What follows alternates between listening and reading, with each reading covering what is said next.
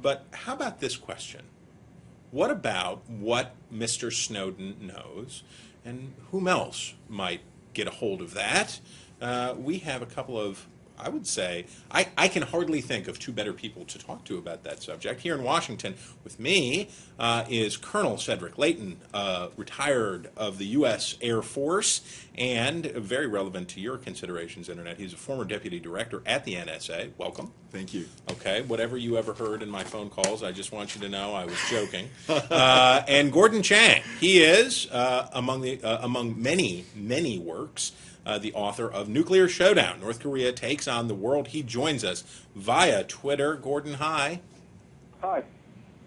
Or, you know what I mean, Skype. You can't join via Twitter. You're all joined via Twitter. Gordon, can you hear me out there on Skype land? I can hear you in Skype land. Oh, wonderful. Good. Okay, this is good.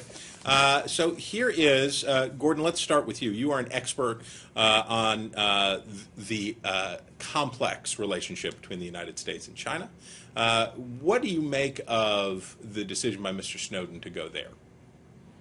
Well, what he's doing is everything that you would do if you were thinking of selling out your country to China. You know, most people who try to escape the reach of Uncle Sam don't go to jurisdictions that have extradition treaties with the U.S., but Hong Kong does have such an agreement. And basically, Snowden has said, or The Guardian has said, that Snowden went to Hong Kong because he believed that Hong Kong was one of the few jurisdictions in the world that had both the capability and the will to resist the United States. At the same time, he goes on the Guardian site, gives that interview in the video, which says he tells us everything that he has to offer, which he has yet to disclose, like the name of every person in the U.S. intelligence community, all of our foreign stations, the purpose of all of our missions and what we're doing abroad. You know, clearly this is something that has got to be of the utmost concern to the United States. I don't know what's in Snowden's mind, but clearly he is taking preparatory steps to become a traitor. And certainly going to the arguably largest cyber threat to the United States in China, Colonel Leighton, is significant. Mock Tink says this. I'm not happy that the government looks bad. I want to trust the government, but they don't give us any reason to. Before we get to Mr. Snowden and what he might tell China, the question for you is, it's reasonable for Americans not to trust this program, isn't it? Sure. When you look at the way in which the program was designed and the way in which they've couched it in public terms, especially when you look at the DNI statements. Yeah, that was terrible. You look at from a PR perspective, it's very bad.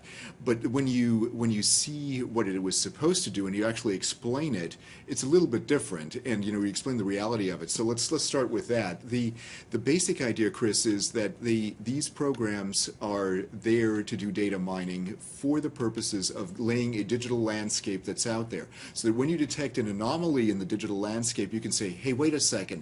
There's something going on here, there's a problem, and I need to figure out what that problem is. It is nothing really more than that. Now, in order to get there, you have a lot of preparatory work. You have to do a lot of extensive things in order to understand what that landscape looks like, the digital landscape.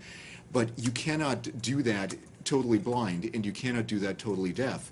And that's what this program was designed to do. It's designed to assist NSA and other agencies in making this whole thing work and in keeping a modicum of intelligence collection capability out there so that we can actually go after the bad actors. Now, and Gordon, I'm going to get back to you in a second, but I want to follow this up. Britt Hume said earlier, Britt Hume and I had a disagreement earlier, which was this. Having taken a dim, hillbilly-like view of human nature, think that it is unlikely that this, in nearly a decade, is the first abuse. That the belief that this is the very first abuse of this was the public revelation of the program. What assurances do we have that there is accountability to protect us from abuse of other kinds?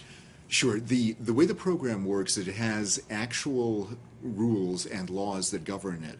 So everybody who has access to information derived from the PRISM database has to to, in essence, sign an agreement. It's really part of their classification agreement and their whole security clearance process. So they, first of all, have security clearance requirements, and then they have to make sure that they don't violate the privacy of American citizens without an extra warrant. They can't do the internals of communications without those extra things. Gordon, question.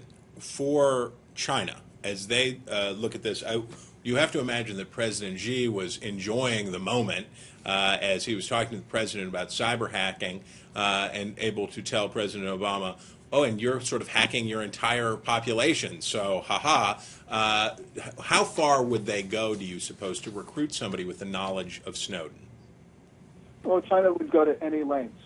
You know, you got to remember that China has this grains of sand approach. What they do is they send out hundreds of people into the United States every month, asking them for coming back with just a little piece of information. So, for instance, how many cars cross a particular bridge in Iowa would be something that they'd be interested in. Well, if they're interested in that, then of course they're interested about the way the NSA works. So I actually think that this is going to be something at really the top level of Beijing. And right now, the Politburo Standing Committee, which is the apex of political power in China, is going to decide the fate of Snowden and his laptop. Really? Yeah. Oh. Absolutely. And I can confirm what Gordon has said. That is absolutely true. Well, I tell you what, whatever you think about the Directorate of National Intelligence of the United States, the phrase, the Politburo will decide your fortune, making Iceland look awfully good for Mr. Snowden right now. Guys, we thank you for shedding some light on this, and I would encourage everybody to catch up with what Gordon's doing and check out his new book. It's a good read. So, Gordon, thank you, and we thank you very much, Colonel. Thank you so much, Chris. Okay, Internet, we're going to take a quick break. But